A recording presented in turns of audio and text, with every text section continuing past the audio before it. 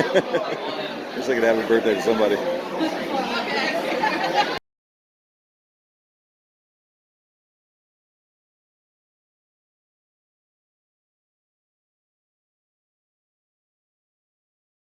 This audience would probably really like to hear the Kentucky story, which is pretty remarkable. And in the Kentucky story involves the Kentucky footage. So this would have been about 2005. The BFRO, as you know, I got an organization, or most of you know, started an organization in the mid-90s called the BFRO, the Bigfoot Field Researchers Organization. And we started receiving reports from it was the first big Bigfoot website that was receiving reports and putting them into a geographical database. And we got reports from all over the place, and we still do. And we post them so people can see them. And so, it didn't take, 95 is when the internet really started happening in earnest. I mean, people were getting, around 95, 96, it was like college students. That, because you had to have a computer that could get online, first of all, you had to know somebody who would know how to do it and who would explain it to you. And then you had to go to a computer shop and tell them what components you need, and they had to assemble one for you. There was no laptops back then, and you couldn't just go out and buy a pre-assembled thing. You had to, especially one that was made to go online, you had to buy the modem, you had to get the CD drive, and you had to figure out how much you wanted to pay for all these things, how much RAM drive you wanted. So it was a very slow process back then, but it was interesting because people were just starting to get online. Why do I have feedback here? So as more people were getting online, more and more information was coming to the BFRO from different parts of the country. And that went on for a long time. So then in 2005, a number of years later, I had already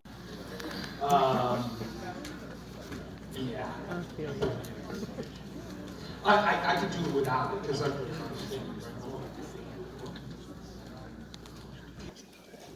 we get, and we're getting information reports all the time.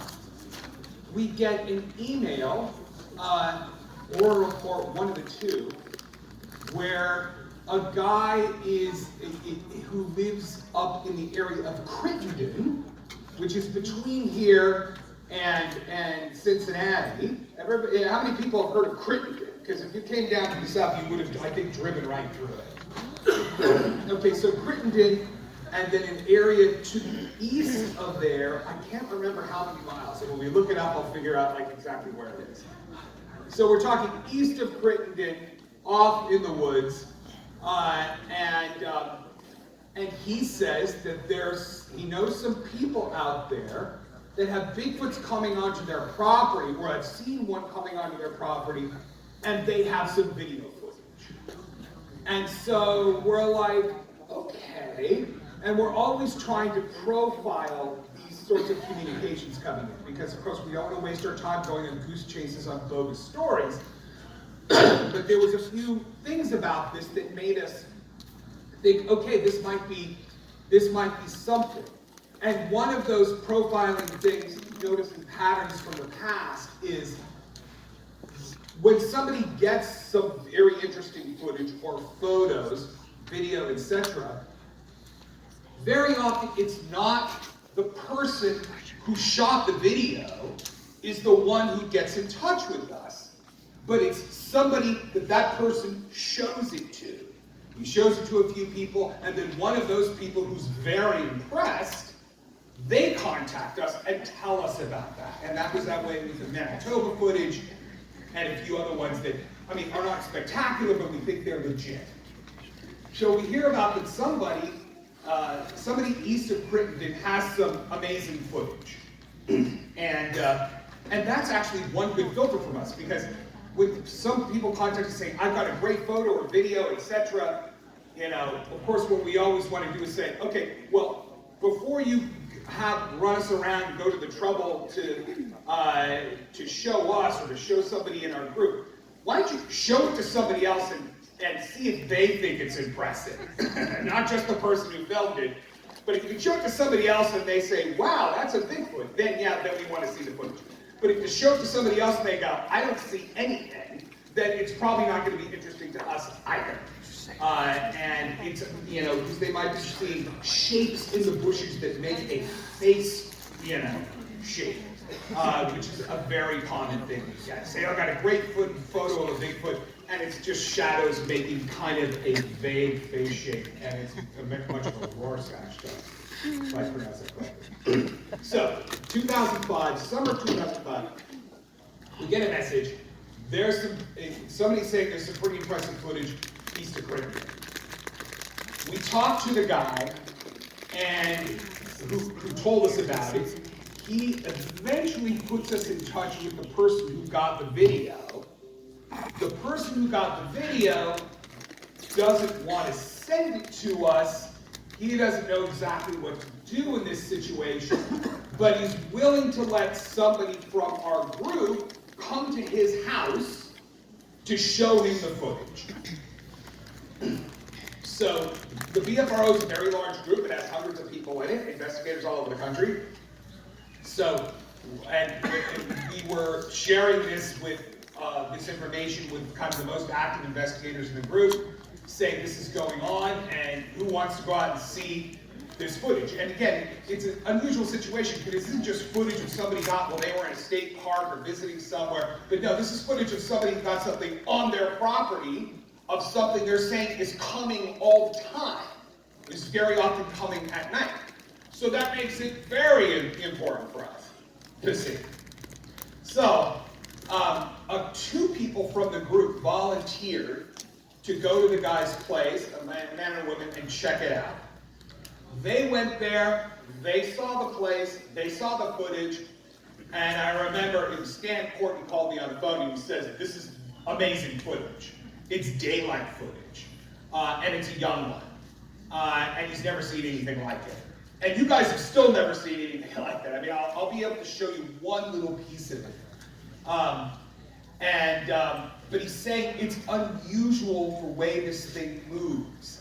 It seems like it's moving almost like very, you know, something we didn't understand at the time. I mean, we were just learning about when you see these things move, and we understand it as it's like their body's conserving energy. They have a very kind of fluid, kind of slow motion move to them. And we think, again, that's because we have a problem of having too many calories and they don't have enough. So they're trying to conserve the energy and the food that they have, and we think that's why, you know, humans would seem like frenetic bees the way we move around and expend physical energy. So anyway, the way this thing's moved was it was moving a very almost like you would move if you're starving. If you haven't eaten for a long time, how everything is kind of like in slow motion. So that's what he's describing on the phone. And he says it's really amazing. He's explained to me the situation about what happened there and what's been going on there. And I'll kind of fast forward because I hear about this and I say, okay, I'm going to go check this out myself. There's another guy in the group, a Canadian. His name was Adrian Erickson. He was a wealthy real estate developer. He hears what's going on too. Not only is there footage, but they have footage of something that's coming to the back of this property almost every night. And we're like, okay, this is one of these situations that we've been expecting would eventually happen, especially involving a young one. Because what the story is, these people, the lady, a series of events led up to the lady of the couple going out and leaving food out on the edge of the property. And a young one, which is again kind of what we predicted, eventually a young one that maybe just isn't wise enough, because that's what will happen with other animals. Young ones will be less cautious. A young one is coming almost every night and taking this food.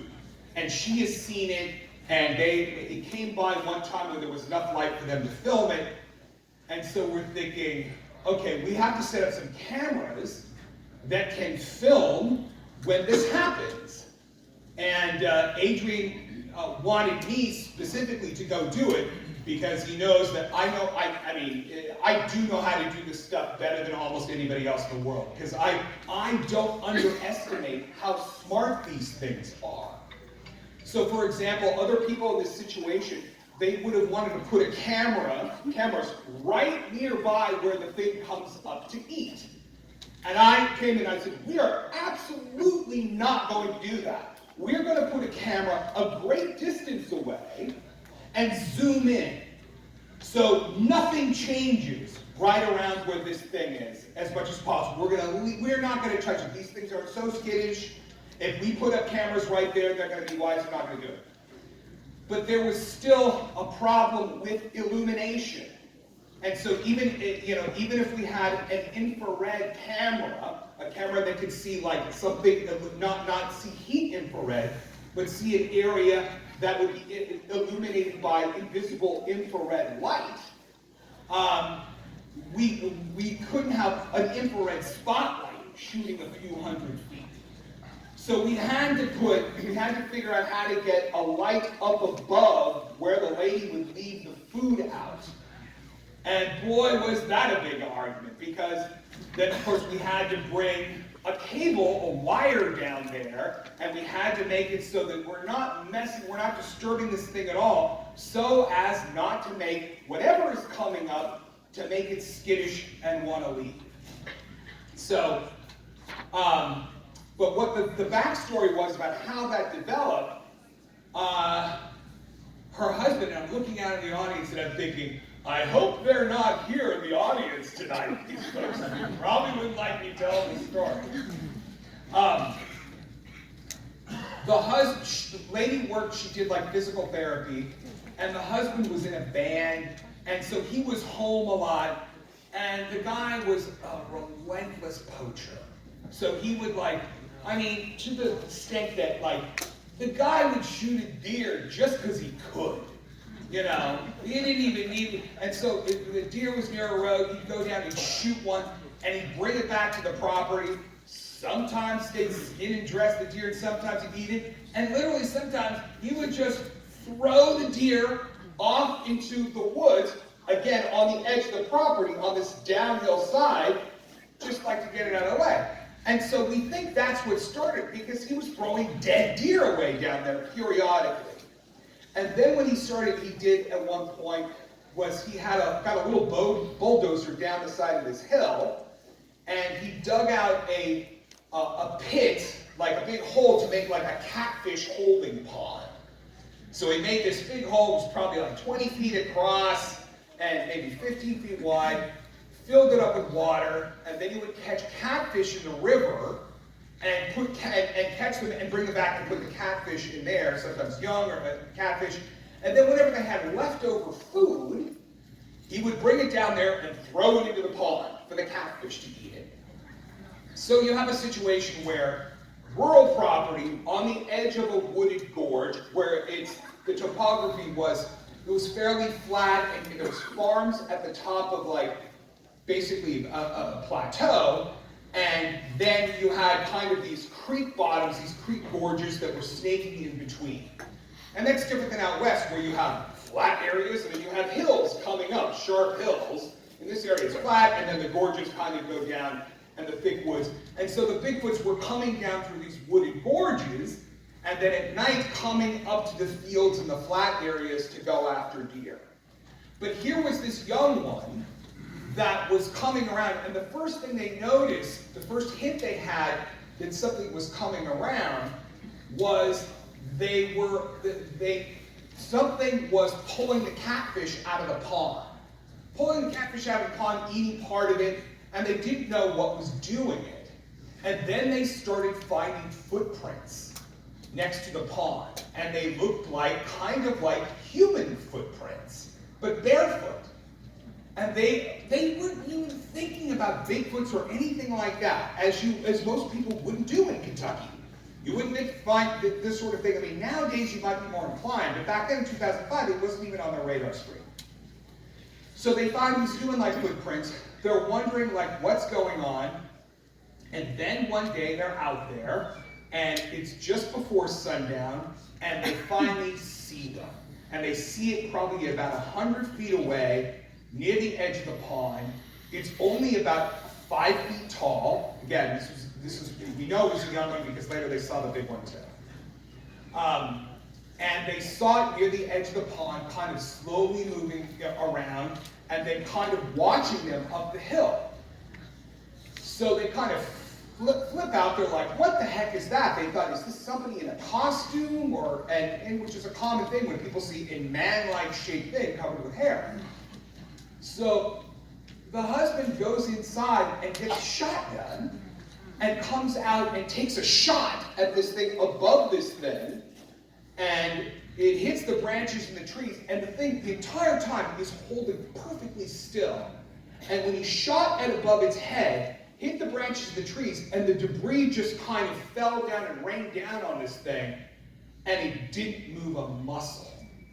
And that's what really flipped them out, because they knew if it had been a person, and somebody shoots a shotgun over your head and hits the branches, you're not just, and you're in plain view, you're not just going to stand there. You're going to go, no, don't shoot. Or you'll run or do something. But this thing was like hardwired to like hold perfectly still.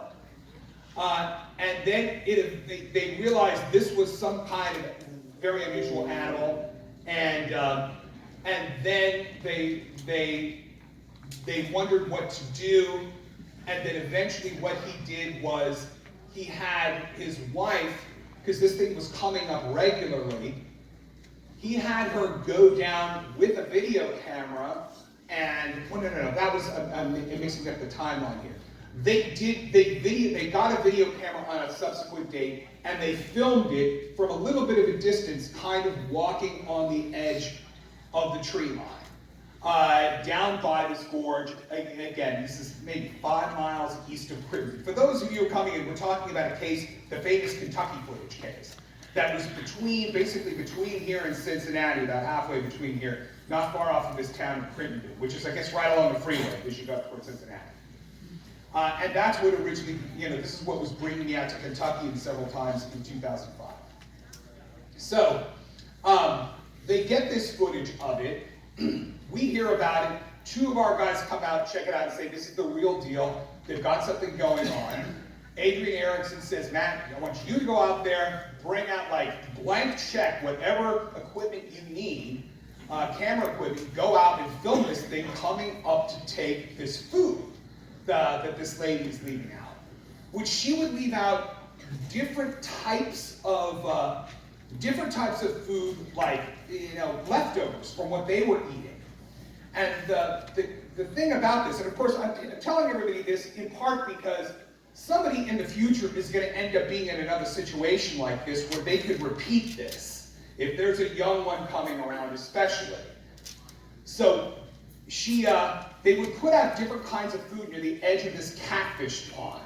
The same place where the guy had been throwing down these deer that he just didn't want to have to deal with after he would shoot them, because he could. So the thing with the young one, and it would be after dark, and it became this routine that she started doing, and the lady was really, there was a lot of tension there between her and her husband, and both of them and us, because she was so afraid that if people found out what was going on there, that there'd be all sorts of people there coming there to try to kill this thing.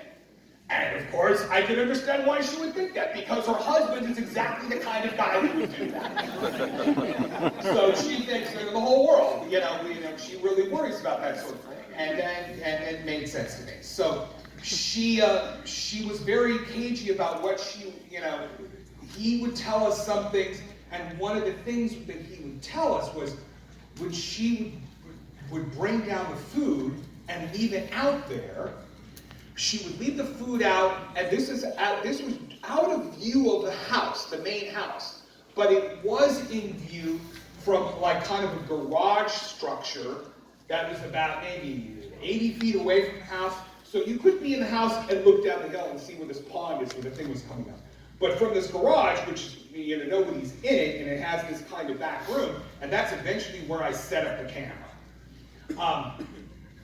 But she would leave the food out there, down there, and then he said she sings to it. And she sings to it, and then she comes back up, and then the thing, about 15 minutes later, the thing will come up out of the woods and go after the food. And of course, we were like, what does she sing to it? And she was very adamant that she didn't want us to record what she does, and she didn't even want us to hear what she does. So all we knew about what she would do was him like doing his imitation of it. He would do it, he goes, yeah, she gets down there and she goes, come on, little man, come on, little man. Like we'd be calling out to your farm animals. Like, come on in to eat, like calling out for the chickens almost. So, and so she would do this kind of sing-song thing, and the reason this whole worked is because this lady was so courageous. I mean, she would walk down, when we finally set up the camera and filmed what she would do, and one of the conditions was we couldn't have sound. We couldn't record because she didn't want us to record what she was singing out to it. But when she would bring down the food, this was in a thick, deep wooded hollow down behind the house, and it was dark. So she'd walk down, and you could tell by the way she's walking that she's holding the plate and she's feeling where the trail is because she can't see it. And so she's walking in total darkness, knowing that these things are not far away. And she puts it down and she sings to it for a few minutes and then turns back and then just like, as if she's blind, because she is, it's totally dark. And she walks and she comes back up. And she would do that, so when we set up the camera, we saw that, and the night that we set it up, it was Adrian Erickson and I, etc., and we knew this was a little, we got back up into the house, which would have been about 200 feet away from where this thing would come up, and we had the camera, I said, listen, if we get the sense this thing knows we're up here looking out the windows, then we're going to back out. But we're going to have the camera set up where it can still film it. And again, Adrian wanted me to do it. He knows I've had more experience with these things than almost anyone else. He knows I'm ultra cautious about not tipping them off about things like cameras that might be in a setup. So the camera is inside a structure, 200 feet away, and not just inside the structure, but if the window is here, I have the camera up in a nook at the back of the room, looking out, so in the back of the room, so if you're in the room, you can barely see it, and then it's looking across the room, out the window, down the hill 200 feet away. So there's no way, but this thing knew, when we were up there looking out the window and talking, and we're up there, she goes and does her little sing-song thing, and after about 10 minutes, we hear a really loud metal sound on the roof. And then we're like, what the hell was that?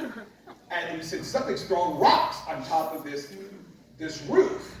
And we're like, no. And sure enough, a minute later, bam, another rock lands on the roof. And I said, we have to go. It knows we are here, and it doesn't want us, it's wise to us being here. So we're going to get it. And it probably wants the food, but it doesn't want us watching it. So we back out of there and we leave. And of course, Avery is just totally over the moon, excited. He's like, this is great.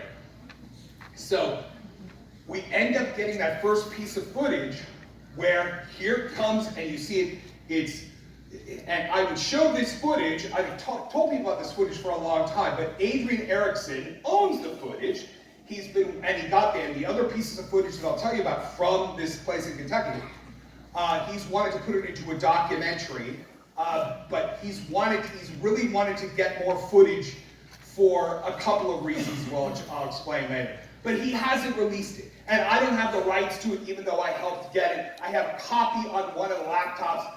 I don't want to make him mad by showing it, but it will be released someday, and I can tell you about it at least. So you see black and white footage of something illuminated by infrared light, kind of in the distance. So it isn't super detailed, but you can see it come up. It comes up from behind this berm, reaches up to this paper plate, which after a while she realized, what the thing liked most of all, this young one, it almost got addicted to it, was pancakes with maple syrup and lots of butter. And this was after experimenting pot roast, pie, all these different kinds of things. But when she did, there was something about maple syrup, and that rang a bell because years before in Ohio, I saw at a place where the thing had, in Wichita, had gouged out the pulp of maple trees. And I was like, why would it gouge out the side of a maple tree? What's it getting at? Well, the maple tree will ooze sap if you gouge, if you get into the bark. And so that sap is going to have, sugar in it. It's going to have some caloric value. And it's not like maple syrup exactly. I mean, when you get maple syrup, it's processed. They take in the raw stuff and they cook it and process it. So it's not exactly like what you get out of a tree. But if the thing would have, if they do the same thing in Kentucky, this thing would have recognized the taste of maple syrup. And so it not only would eat every single little bit of these pancakes of maple syrup on this paper plate, but the syrup would be all over the paper plate, soaked in the paper plate, and it would eat the paper plate afterward. That's how much it liked it. That was the clue. Oh my God, it's eating, not just eating the food, it's eating the plate too. It's literally like maple syrup. So we got the video footage of it coming up, picking up this plate, and kind of in one very smooth motion, it kind of folds the paper plate like a taco and turns around, and then it turns around, sits down on the berm, and it's got the back to the camera, and it's eating. It's, you can see the back of it, and the head has got a lot of fur, so it looks like, we called it the Kentucky, because there was an old newspaper article talking about Bigfoot, they said they had big heads, which we think is because they had a lot of fur on their heads, and they called them Kentucky big heads. And again, it was because just the fur, and that may be a regional thing with the Sasquatch.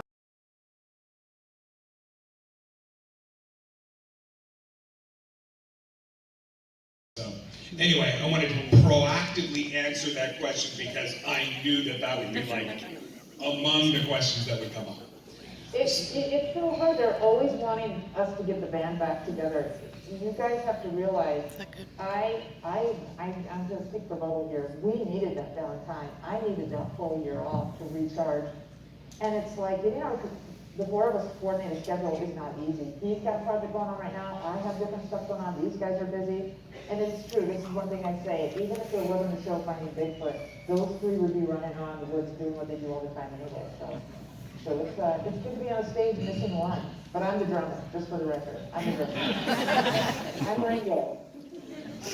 Okay, well, do we have any hands of people who, if they had...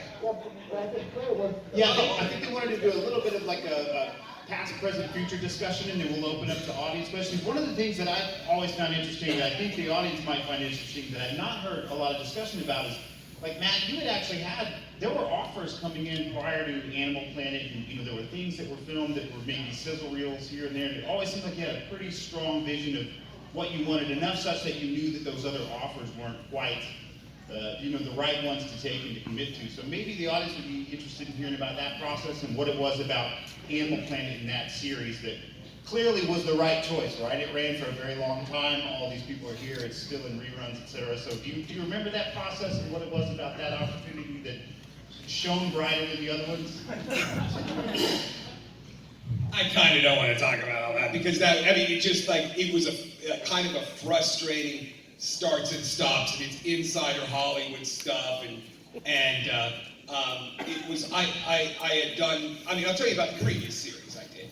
There was a series that I shot in 2003, and it went on for a year, and it was kind of the precursor to Finding Bigfoot. It was called Mysterious Encounters. With Autumn Williams. Great, that's so fun. Yeah. And it was, if you've seen that show, you've noticed it was very similar to Finding Bigfoot. And there was a lead, her name was Autumn Williams, and it ran for about a year, and it was a lot of pressure on her, because she was kind of the lead figure, and these shows are, working on these shows, it's pretty grueling. I mean, because you're up all night long, and then the next day you're working, and it can burn you out. And so then if you have which we didn't have to endure, which with none of the four of us was like the focal person of the show. So none of the four of us had to deal with that psychological pressure of like, it's all about one person.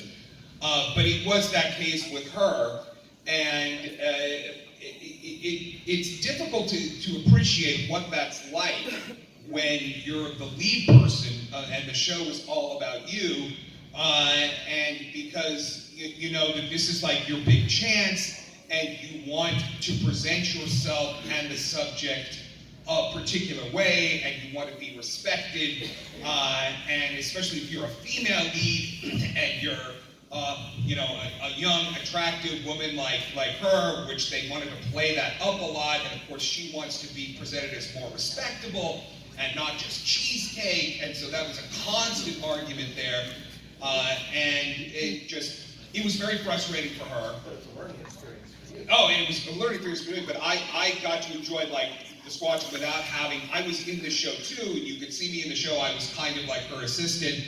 But after a year of it, she just said, between just the exhaustion of it, physical exhaustion and emotional exhaustion, she just said there's no way she's going to go on and do another one. But it was a very popular show while it was on. We went to a lot of different places across the country. We went to, in the course of 1 year, I think we did 13 episodes, and there was a lot of search technique things that we got to use there that I think we carried over to Finding Bigfoot, or we decided we weren't going to use because I had already tried it and said this will work and that won't work, or this is going to be a logistical nightmare, that was good. And it was during the filming of that show that some people came up to me and said, these expeditions that you guys, the BFRO, do, they say, we would love to attend one and we pay money to go on one, etc. And they were telling me how much money they'd pay, and I was just like, well, I think that could work out if there was enough people who were willing to attend one, because before that it was just people in the group. We'd meet, we'd go together, we'd go places. And so that was helped start the BFR expeditions, which I ran myself, and went to all of them every month, and in the summertime a couple of times a month, all over the country. And so when we heard that, and then during the course of that, a guy came to me and said, hey, listen, I want to help you get another show. So I was working with some producers, guys in Hollywood, who were taking me to networks and saying, we want to build a Bigfoot show around this guy, etc. And of course, we would be going into Fox and HBO and all these different places. And of course, they were just like, Bigfoot? What? A TV show about? Come on. They just, there were people who were just silly about it. Thought the subject was silly. They liked me, but they thought the subject matter is not something that there would be an audience for.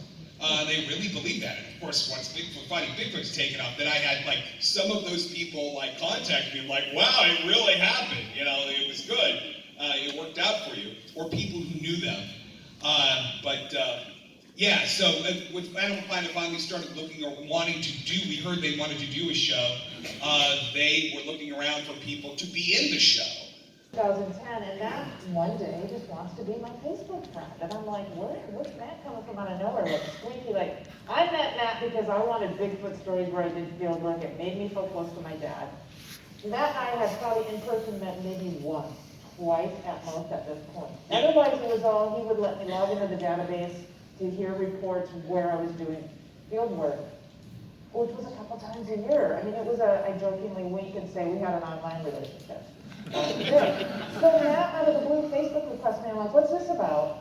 he was going after my field trip photos. This is, you know, and then one day he's like, "Hey, Renee, what are you doing?" And I'm like, "I'm going to the doctor's appointment." He's like, "Want to be on a TV show?" And I'm like, "Well, or what, you want to go to Alaska?" And I'm like, "Well, it's my favorite place." Yeah. And he's like, "We're filming this pilot." And I'm like, "No, thank you, sir. I'm a young scientist. I didn't want to be connected to that." And then the next phone call from me was a few weeks later. Matt had surreptitiously had the production company, and you had Todd, who is the production from the network, on the phone call, but he's calling it just as Matt. He's like, just go on with his Matt, and he's Matt me again. And I was like, Matt, what part of no, you not freaking understand? And I was like, hello, Renee. And I didn't realize I'm on this whole group call, and that's really, for me, was the beginning of fun. Yeah, and so, yeah, Renee was one of, they had this very strict criteria, and she was one of the people who fit it. And so I kept sending them demos, you know, and it was hard because I would approach these women in the group and say, "Can you put a demo tape together so I can pitch you for a show?" And none of them really wanted to do it, including Renee. And so I'd have to talk them into doing it, which is bad because obviously not all of them are going to be on it. So I'd have to convince them to do it. They didn't want to do it. And then knowing that for almost all of them, I'd have to be calling you back and say, "No, they don't like you." And so that was tough. But eventually, you know, of all of them, I knew Renee was probably the best one. I mean, I knew she could, whatever. I mean, I had to think about the experience with Autumn, how worn out Autumn was after just 1 year, meant, you know, psychologically and physically. And I told the network, I said, I'm really concerned about that we have, you know, 1 female, 3 guys.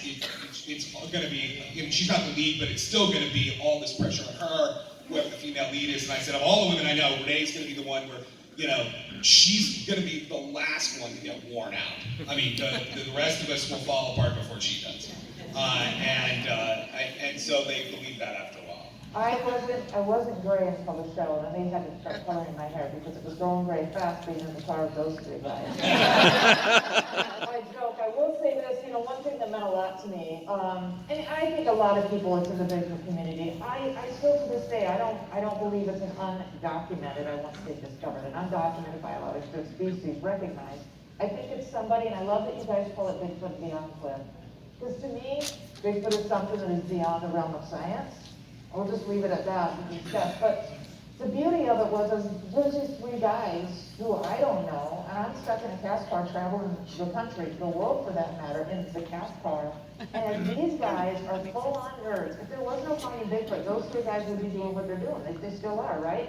And they're, you know, we would do our filming sessions, and then we'd go to go home and see our families for a week, and then back on the road and just grind for 10 years, as you guys know. So we'd get back in the car, and in the beginning, you guys, they'd be talking about everything that's going on in the Bigfoot community, and then I'd be in the back seat, and I'd look up from my phone, and there'd be this hesitation for a moment. And it was like, what happens in the cast car stays in the cast car. And I remember Cliff looking at me one time when I kind of had the look of approval, like, I'm not going to say anything that's going to stay in the cast car. And I think that's when I knew I was accepted. I felt like, you know, I was accepted. Will at least hold the secrets, and that's when I knew I found my brothers. Don't even get made, and then most pilots that get shot don't go anywhere, and then most things that air don't get renewed, and now you've got 10 years behind you with that. So I guess it would have been hard to anticipate that it would have turned into all this, but I was supposed to go to grad school. I was all funded at the Oregon State University. You know, we were shooting a pilot. In fact, Todd Miller said, you know, pilots are a dime a dozen. It's a free trip to Alaska, my favorite place, a little bit of money for a 4,000 student, you know, and I'll head off to, well, I'll go to grad school after that. And then when we filmed it, then I was like, I had to make a lot of phone calls quickly. And I know, I guess I was reluctant a little while ago to even talk about all this stuff because I thought, like, the behind the scenes.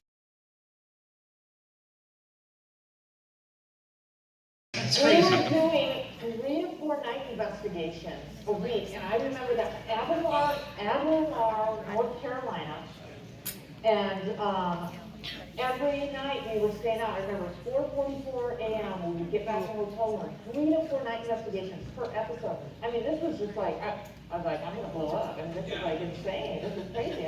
It's untenable. It was grueling. It was truly grueling. Yeah. Especially the first season. And it was, and then that first season is these guys who have had all their Bigfooting experience that they've done with, mysterious encounters, and Cliff on his own. It's now this clash of the crew, i.e., the film crew following as you're looking for Bigfoot. And let me tell you, that is a show in and of itself. That is a show in and of itself. The power struggle. And then I do remember, the end of season 1, where in Florida, the order that we shot it was different than how it was released and aired. But I just remember Bigfoot and Beers, the beginning of what was going to be season 2 for us, where it was a coming together of Discovery saying there was this compromise. Let us have somebody camp so we can slowly squash as we travel. Yeah, I hate to burst anybody's bubble, but TV is largely false, It's a shallow, superficial medium at best. And we're doing the best we could to do real Bigfoot stuff. And there's light issues, we don't want lights being shown, and there's noise, and we're going to be quiet. And basically, making a TV show is exactly what you don't want to do if you're going Bigfooting. And it was extraordinarily frustrating for all of us, and we yelled at them, they yelled at us. We were very uncooperative, and so were they, because they needed TV and we needed Bigfoot. And it came to a head right first show, second season, as Renee was saying, the Mackenzie episode. Basically, the network executives had to fly out to the woods of Oregon to calm the Bigfooters down. So we would work with these people, and the Animal Planet was 100% behind us. The production company, we met, we understand exactly what they need. They understood what we needed. They were very, very accommodating to us, and it was a fantastic opportunity for us, because that's where we got this idea that, okay, you're making TV, but you cannot coax us in the line, and I can't speak for any other shows, because I know Finding Bigfoot better than anything. Yeah, sure, here's the truth, guys, secret. We didn't have to take a helicopter to get to the final night investigation spot, right? That's TV. But when it came to Bigfoot, we never lied. We never lied about, we could be wrong, I'm 100% open to being incorrect, but we never lied about stuff that we heard, stuff that we saw, stuff that we thought. Other shows, I don't know. It doesn't seem like TV's like that to me.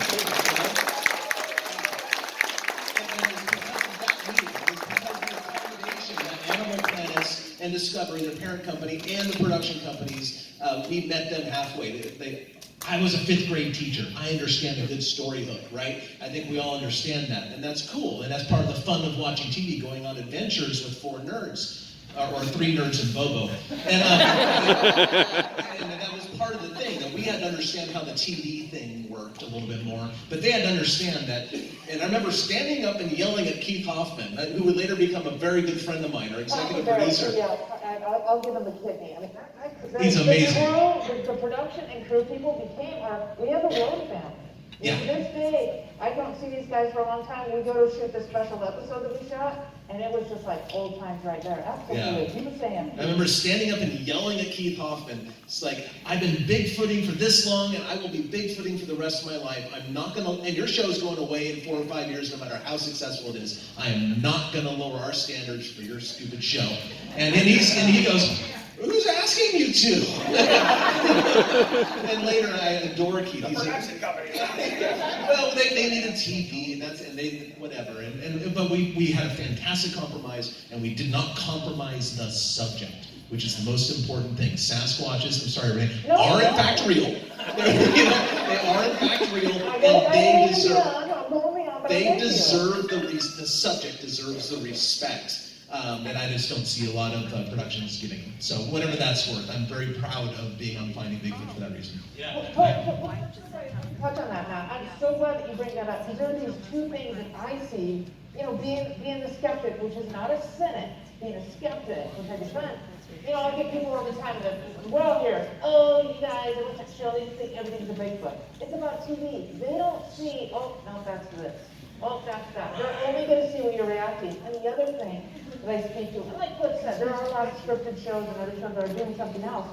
It is written into our contract, cast and crew. Anybody fakes anything on our expeditions, they're out, and it has actually been enacted Which in means, force. not us, but the producers and the crew and stuff like that, like throw a rock because they're tired of waiting around for us, you know. And it actually was enforced. I won't say when, but it was, one thing happened, a ranger was with us at a location, saw that somebody had been making noise while we were out. That person was on a plane home the next day. And that happened And I more than believe once. that, and I stand by that, and that's something I take pride in. I'm sure maybe the people out there trying to host us we weren't aware of, but we're out there doing the whole thing. We are giving that cause of Yeah, I going remember out and trying to find that for the people sitting at home on their couch who can't get there and have that experience. I mean, and I stand by that, and that's something I'm very proud of. yeah,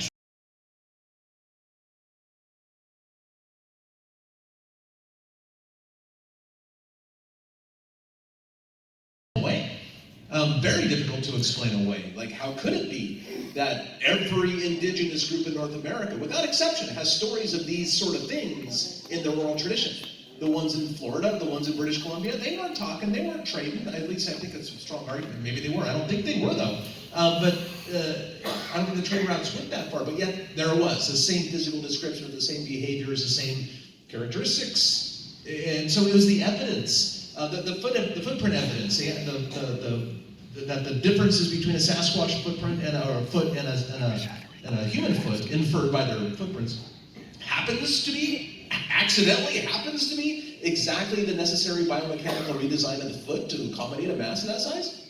And you just go down the list, there's evidence and evidence and evidence and evidence. And I found it overwhelming, extraordinarily compelling. And I also was an amateur astronomer, and that's important because amateur astronomers make a significant contribution to professional astronomers every year. Amateur astronomers are the ones that discover the vast majority of new comets, for example, or even new asteroids, because professionals have to vie for grant money and telescope time, and they have a specific agenda because that's what they get paid for. And it's people like me, the amateurs, that can go dick around with a telescope at night, basically, you know? And we are the ones that stumble upon things. And I saw that Sasquatch, since the academics had not picked up the baton yet, for the most part, this is a field that amateurs like myself can make a significant contribution to.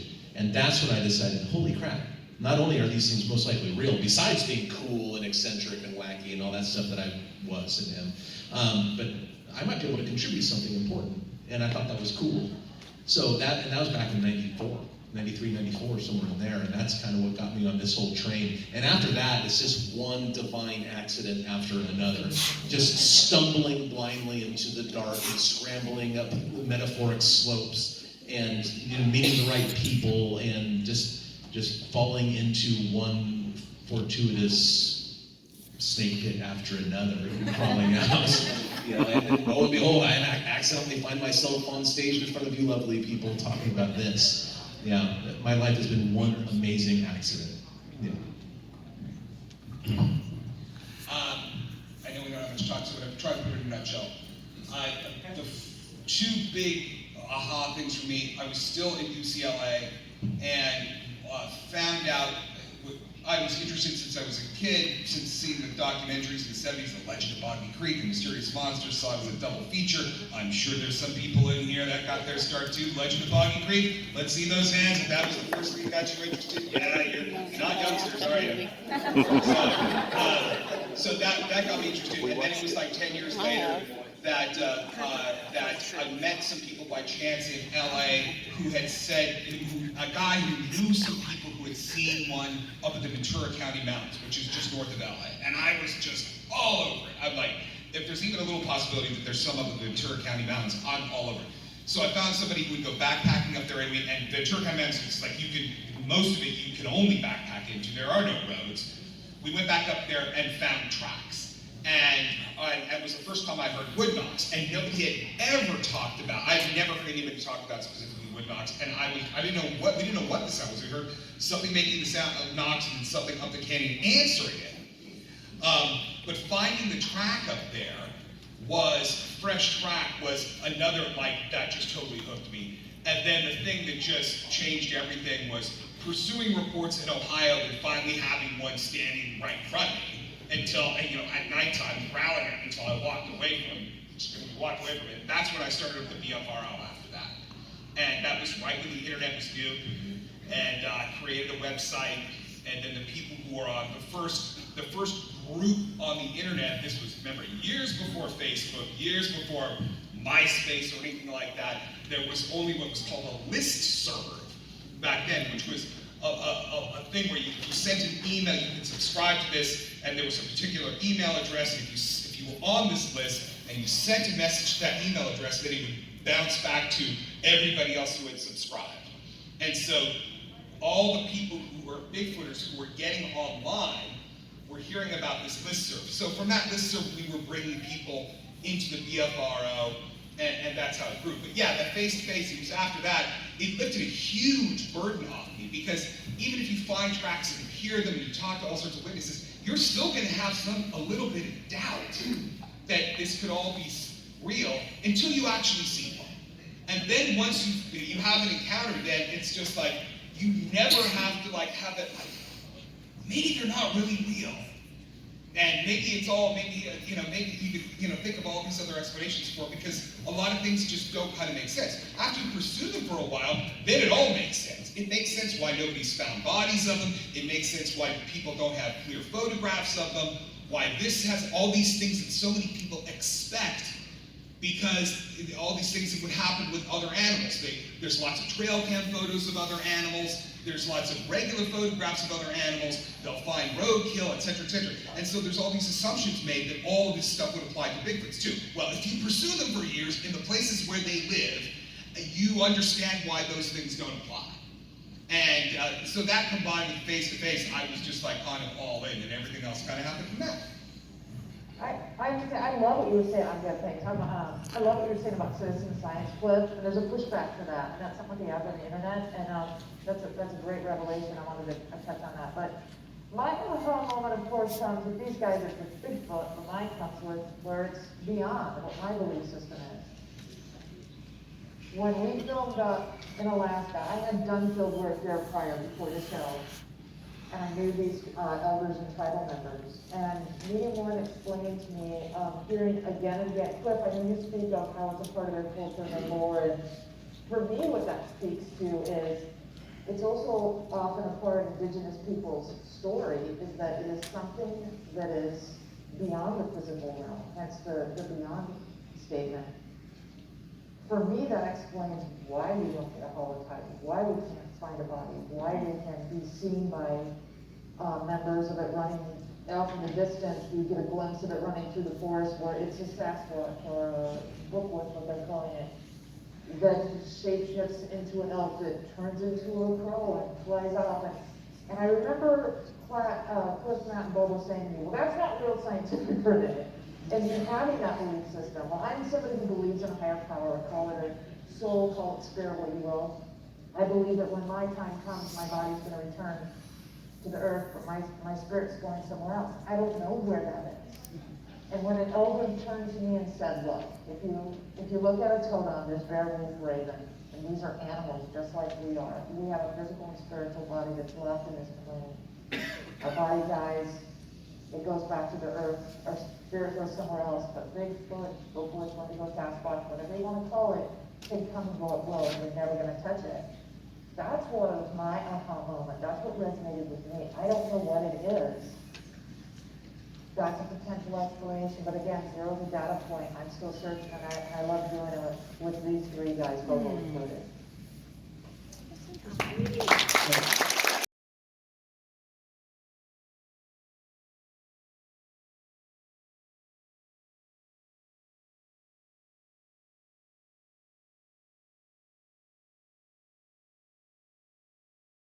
Please make a huge amount of noise for the cast of the Mountain Monsters show.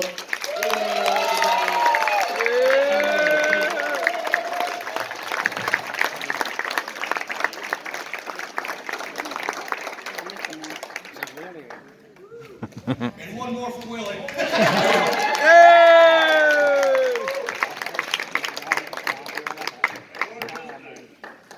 Don't hug that, don't hug that. Hello. Hello. No, Bill, if you want to stand over here, I'll stand over here.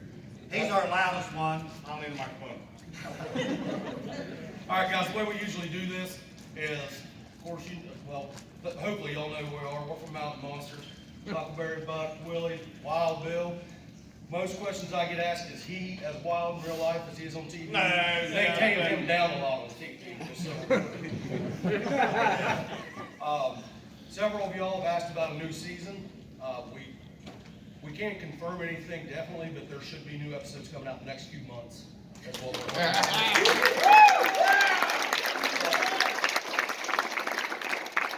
We really appreciate everybody coming out and supporting us. You guys have been great. What we usually do is we like to let you all ask the questions and we'll throw our answers. We're uneducated hillbillies. We're not college degree guys that sit here and talk for an hour. You ask us questions, we'll answer them. We'll go for about an hour. There is a few things that, none of us really like to share a whole lot of information about our personal lives. We kind of try to keep that stuff, low key. Other than that, I already answered the question about as far as the season. So, anybody have questions? Let her rip. Let her rip, Tater Chip. I need a hand to go up something. Y'all, I know you. We sung happy birthday to you. You told me he's going to have a question for me. All right, there it is. All right, Skewer, what's your question? What was your first sight? Mine personally, I was about 15 years old. I was turkey hunting out in the hills of West Virginia, and I heard what sounded like somebody had two big rocks cracking them together. And it's down over the hill in the creek. And old turkey, I was worried about him. I'm trying to kill this old goblin. And he shut up whenever that started. I had no clue what was making that sound. And after about a half hour of this going on, it stopped. The whole woods went silent. I thought, okay, I need to check this out. So I just slipped over the creek, over the hill of the creek, and it looks like something come through there and just destroyed this creek bed. You get down in there, and that's when I found my first track. And it was about a 19-inch track. And you can see these rocks busted up where it had rocks cracking them together. It was very, very interesting. That was my very first encounter. And to do that, you have to have thumbs. Yeah. Smack together, yes. Or these dudes' heads. And I know they wasn't there because I was there. All right, anybody else got a question? There we go. What's been your favorite moment since you guys started the show? Like each one individually, what's your favorite? My favorite moment since we started the show. Anybody got one? There you go.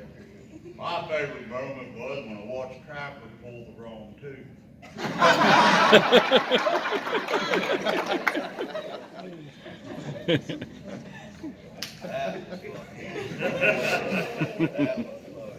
He got that gold tooth back, didn't he? It wasn't my favorite moment, but it's my most memorable moment. We was hunting the red-eyed bear beast, and this was something that was never put on the show. It was something that didn't air. The water was rising quickly that night, and we ended up in a flash flood out in the middle of nowhere. And we had a mountaintop too steep to climb behind us, and a river coming up in front of us. And all we had was just this little point, and pouring rain and an old hemlock tree. And we used that old hemlock tree to build a fire, and we was out there all night, all the way into the next morning, until we was finally able to get some help to get out there. And the temperature dropped dramatically. Well, it dropped what? Cold. I'll never forget that moment because I went down the water that night and it started off about 33 degrees. And when I went tumbling down the creek, my brother Wild Bill saved me that night. The only thing I could see was water, and it took my feet out from underneath of me. And when I stuck my gun up out of the water, somehow my weapon up out of the water, Wild Bill reaches down, gets a hold of it, and pulled me to land. I didn't know where I was ending up at. I didn't know which end was up and which way's down. That water's coming up so fast, it went clean over top of my head, and it crosses these big rocks. And when Wild Bill reaches out and pulls me to the side of the land, we was on the other side from the rest of the team. And then the hunt has to go on. And it's so cold, I'm like, let's just go, go, go, go. 'Cause as long as I keep moving, I'll stay warm. And the more we got stuck over on that little point, like Buck said, I started getting colder. The temperatures dropped clear down to lower teens. And I'm soaking wet, clear to my core.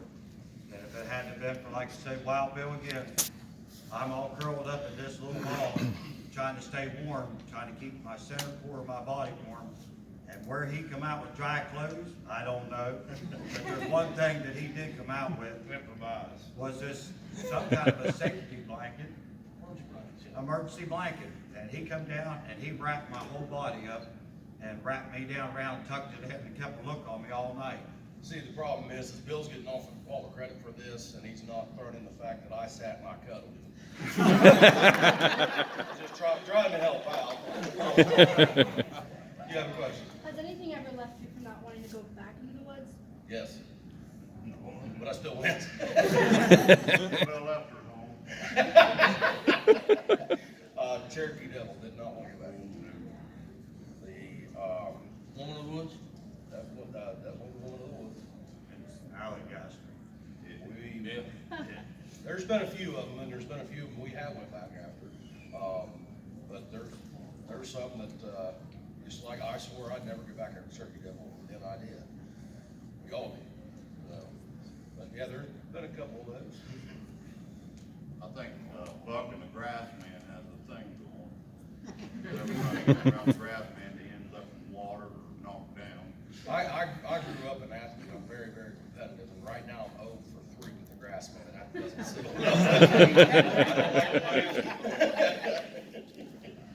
Anybody else got a question? What was the most interesting Bigfoot y'all have researched so far? Huckleberry.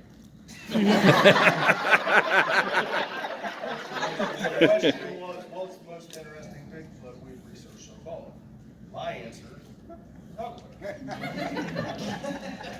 It's like that probably missing link between Sasquatch and human. It's real close to being Huck. I When think. did you guys decide to slam on them? Since we met. Oh, yeah. We do this all the time, and you have to get so many ahead of somebody, that way you don't get caught up in things like we are now. You don't ever want to beat them. No. It's a bad place to be, I promise. So if you come into our area sometime, we'll really. Oh, if you come into our area, you're game, you're game. Believe it or not, my favorite Bigfoot that we've investigated is the High-Grass Man. That's my question. Ashman. Well, Cherokee did up the devil too, but Ashman. And I got so many of them that, I don't know if I could just pull out one Bigfoot that I like, that, you know. Most of them's always interesting, and they're all different in their own kind. Oh, yeah, this one right here. But every Bigfoot we ever investigate, and we give them different names, or we find different names that from a long time ago was given to that Bigfoot. And they all are unique in their own way, just like everybody in this room.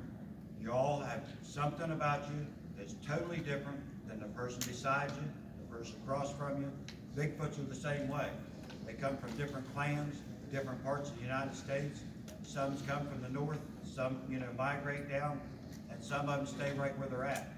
But whenever you find out that you got a Bigfoot that's just like another one, usually it's a twin. Bill? Perry County, Ohio, Perry County Grass Man. He was an adversary. We went for him 3 times. He transferred trap 3 different times. What really made him PO, Willie went and stole his corn mash when he was making his whiskey with. That really, Willie said that, sometimes we give these Bigfoots our own name. I've had several names for the Ohio Grass Man, just none of them are appropriate.